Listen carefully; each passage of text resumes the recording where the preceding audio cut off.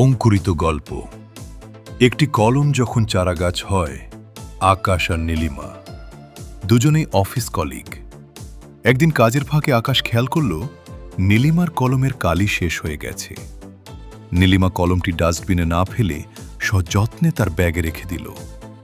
আকাশ অবাক হয়ে জিজ্ঞেস করল, আরে কালি তো শেষ, ওটা তো প্লাস্টিকের আবর্জনা, ওটা ব্যাগে রাখছো কেন?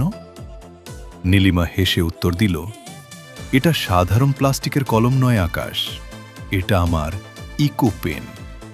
এটা রিসাইকেল করা কাগজ দিয়ে তৈরি, আর এর পেছনে একটা দারুণ রহস্য আছে।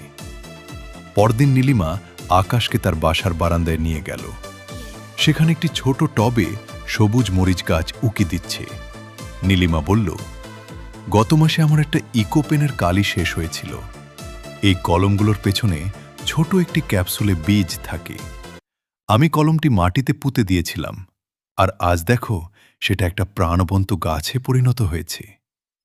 আকাশ অবাক হয়ে দেখল যে কলমটি সাধারণত শত বছর ধরে পৃথিবীতে প্লাস্টিক বর্জ্য হিসেবে টিকে থাকত, নীলিমার হাতে সেই কলমটি এখন অক্সিজেন দিচ্ছে।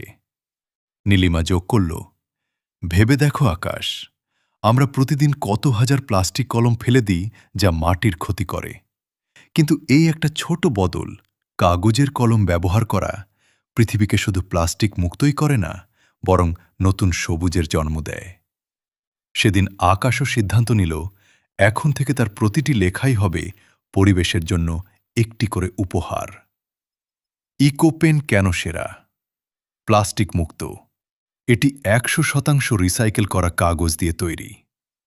গাছের জন্ম দেয়, কলমের শেষে বীজ থাকে, যেমন টমেটো, মরিচ বা তুলসী, যা ব্যবহারের পর মাটিতে রোপণ করা যায়। উপহার হিসেবে দারুণ, বন্ধু বা প্রিয়জনকে পরিবেশ রক্ষায় উৎসাহিত করতে এটি একটি অনন্য উপহার।